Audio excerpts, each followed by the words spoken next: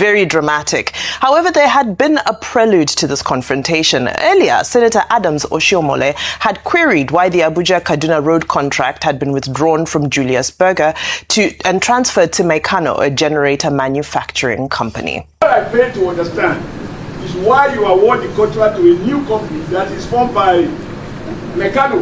Meano has been known for generator distribution. Meano, yeah. They own the company. It's Meano. Yeah, whatever you call it, you have to assume the accent.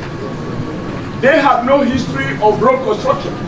No. So why will you take a job from a reputable company and give it to an unknown company that has no record of having work anyway? If it did, those working on the road now, we would like to know the name and then the project they have done before over the past 10 years or 20 years in Nigeria. All right. Well, that was also a very heated exchange. I understand we don't have the video available, but just a couple of tweets very quickly to X, where Naibo tweeted and said, two public office holders arguing over who deserves respect instead of delivering results. This is exactly why public trust keeps collapsing. Now, who's senior past them they argue. Meanwhile, the country, they suffer. Dr. Abati, over to you. I know you've spoken in detail, yes. We've commented on this earlier on, and I said, look, if you look at it, you see that there's this division between North and South, and, Senator Anga and Senator Nwebonyi, not agreeing on basic things. And then also all this issue about Abuja, Kaduna, Zaria Road. And in the spirit of Valentine, we have to keep talking about the need to build a country where people can trust one another. Yeah. However, it's part of parliamentary culture for you to have debates, for tempers to be to flare up and all of that. But what we can ask for is decorum, parliamentary decorum. Even when the courts have said that the Parliament, the National Assembly, that they have the right to determine their own rules and the mode of operation. And I cited the example of the Turkish parliament this week, where they were fighting each other, real combat on the floor of parliament over whether the justice minister who had been newly appointed should take an oath or not. But whether it's in Turkey or it's in Nigeria, we speak for, parliamentary decorum. Number 3, it was a gavel moment yesterday in the Senate committees. There is the example of Senator Natasha, who still wanted to make a point, but the chairman of the committee didn't even allow her to finish before, he banged the gavel. Now, some people have said I've given it sexist interpretations, but that's neither here nor there. It may not be sexist because we have also seen among the men almost, coming to blows in committee meeting. Imagine if that was in the plenary. Finally. Now, earlier on, that issue about Meano and Senator David Umahi, I think that in another report that I saw, Senator David Umahi, testifying before that committee, had said it's not Meano that the contract for the construction of that phase of Abuja, Kaduna, Zaria Road was given to. Instead, it was Infwest, a company called Infwest. And that Julius Berger, that was doing the road before, they had to take the job from Julius Berger and give to Infwest, not Meano.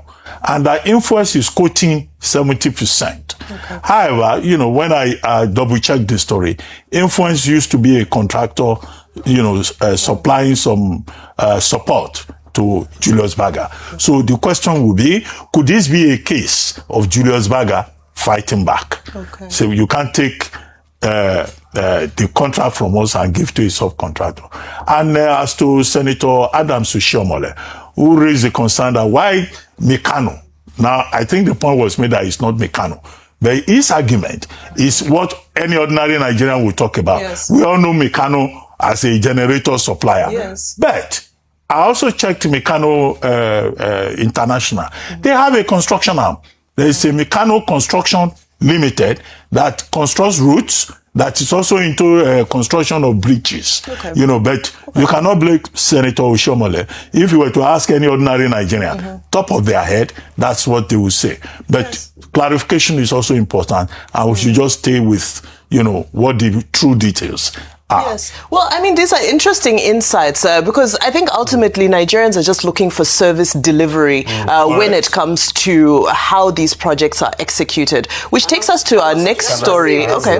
That based on this, all this, Dr. Bati has explained this, but the senator himself could not explain this when he was quizzed.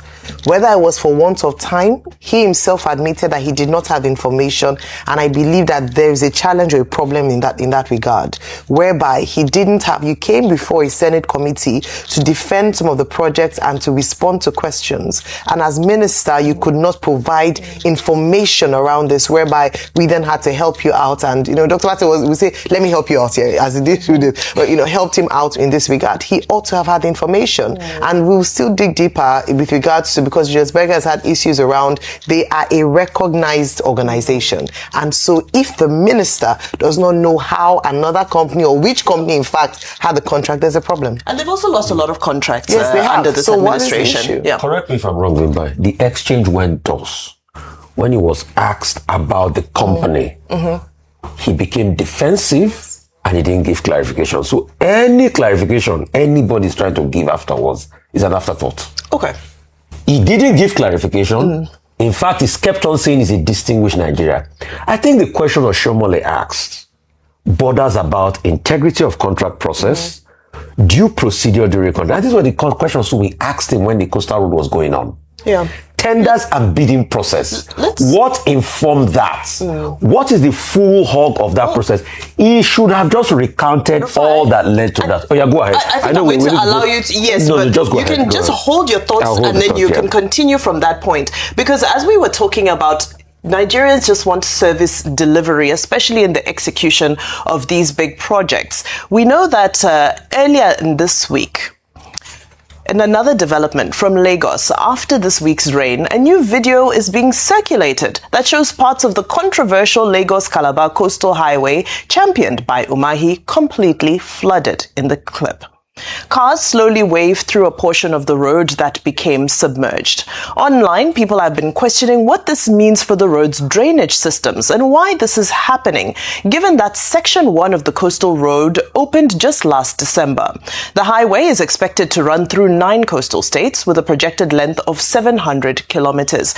So just to come back to you, Rufai, so you can finish your point, I think people are saying so much money is being spent, and we thought that we had gone beyond, the technology, and we are aware of our climatic changes, that at this point we should have better drainage on these new developments that are emerging. Okay, so that's what I was saying. We're talking about contract accountability, just like we've already talked about coastal. When we're asking, see, in April, concerning the flooding, in April, he told stakeholders that the road is built to withstand floods for about 50 years.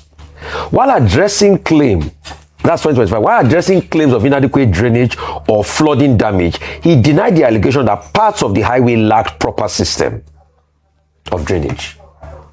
But the first test has come. This is February rain. It's not even rainy season. You can see the road. When he was asked about the contracts, the next thing he said is, I will carry you on an inspection tour of the highway. He didn't give details about the company and all of that. You see, we must live in a society where people are made to be accountable because this money they are spending is taxpayers' money. So I'm waiting for his response as regards this. But I've been able to read on 2 occasions where he talked about the integrity of the roads. But we are seeing a flooding pattern. Yeah. Maybe we are waiting. Maybe the PR team will come and speak again. Playing the devil's advocate too much this morning. That Lagos Calabar coastal highway is still under construction. I went on that road with my wife. We were going for a birthday party somewhere, towards the end of the road. It's a lovely road, isn't it? Yeah, well, no. Let me just finish. It was Stephen Akintayo's 40th birthday. Okay. So we went through the main road. That took us a long time. When we were coming back, we even had to rush back because there was another appointment, engagement. We took that coastal road. Now, left and right of that road, you have mangroves, you have a forest, you have the Atlantic Ocean. It's a project that is still in progress. It is a project that they say will last about 8 years. And work is on it. It's still ongoing on it. Even from the Ogombo end. Before you get to this, is it Channel 1 or Section 1 that they call it? So it's not as if it's a finished road yet. Okay. What they have launched is the Section 1. I don't know whether we can make definitive statements on a work that is in progress. All right. What we can insist upon is that when that project is delivered, they say 8 years, even before 8 years, when they finish the Lagos end, which is 44.47 kilometer stretch, we expect quality. We expect that all the issues about drainage and whatever, will be addressed. Yes. There are even parts that have not been touched towards the direction in which we move. But yes, Nigerians have the right to insist on quality delivery. And so that's what we can say. Thank you so much for that. I know Tokumbo Wahab had also issued a statement around flash floods that took place earlier in the week around parts of Lagos. But again, I think after all the fanfare and the huge ceremony, we would have thought that a part of the road would allow us to ply from January to December without needing boats or life jackets.